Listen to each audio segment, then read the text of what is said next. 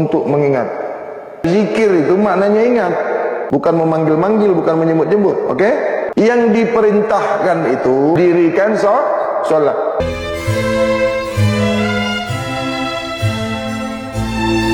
Menurut Al-Quran, dirikan sholat untuk mengingat tiada salahnya, karena azan disyariat untuk mengingatkan dan memanggil umat untuk sembahyang.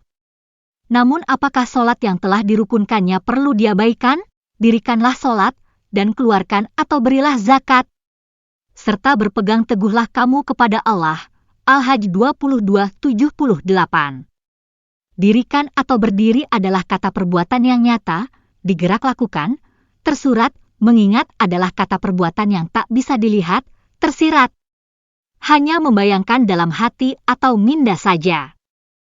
Walhal dengan jelas diperintahkan untuk mendirikan sholat dan keluarkan zakat. Tahukah kamu rukun Islam itu adalah rukun amal yang nyata wajib dikerjakan? Jika dinafi abaikan maka, robohlah tiang agama kamu. Bermakna, sia dua saja kamu mengingati Allah. Karena kamu telah lupakan dirimu. Peliharalah semua salatmu, dan salat wusta. Berdirilah untuk Allah dengan kusyuk, Al-Baqarah 2:238, maka itu, salat itu bukan hanya untuk mengingati tapi juga perlu didirikan. Tidakkah kamu mengerti? Dirikan itu bermakna menaikkan, membangunkan misalnya dirikan rumah. Atau menaikkan rumah. Dirikan salat, sembahyang bermakna, menaikkan atau kamu berdirilah untuk salat, sembah, yang wajib disembah. Apa itu sholat?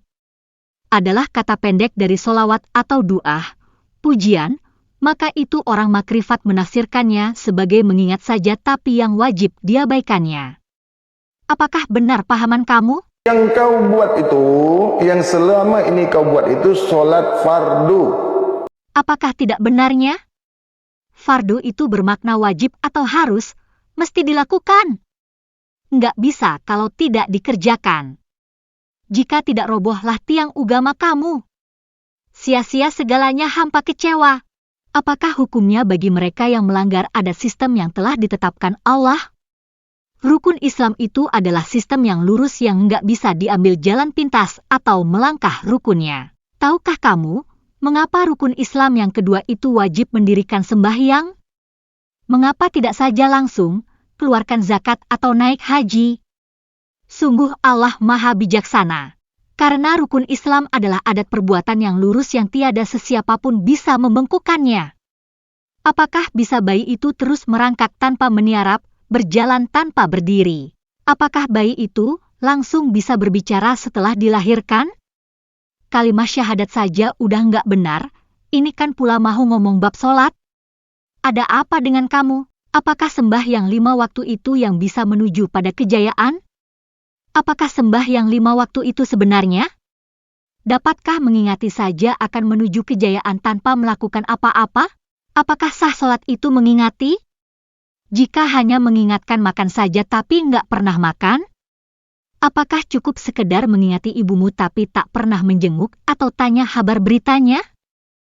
Kamu mengingat tapi tak pernah ingat. Yang kau kerjakan itu bagaimana mengerjakan sholat.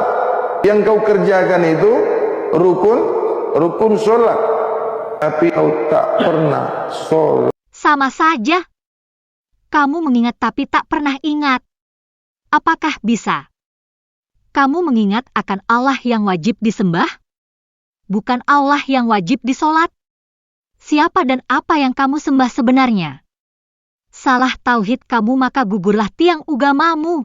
Kalau di bab syariat, sholat itu menyembah Allah. Di bab tarekat, sholat itu memanggil-manggil Allah, mencari-cari Allah. Sholat di dalam bab hakikat, pura-pura tahu Allah, pura-pura menyembah Allah. Di bab makrifat, sholatnya pura-pura kenal Allah. Mengapakah kamu menafikankah syariatnya yang telah ditetapkannya? Tidakkah kamu tahu, makrifat hakikat, tarikat itu merangkumi segala amalan sebelum bisa disyariatkan dengan sempurna? Yang kamu kerjakan hanyalah pura-dua mengingat Allah. Dan juga kamu tak pernah mengerjakan sembah yang wajib didirikan. dan kamu masih tetap tidak mengerti.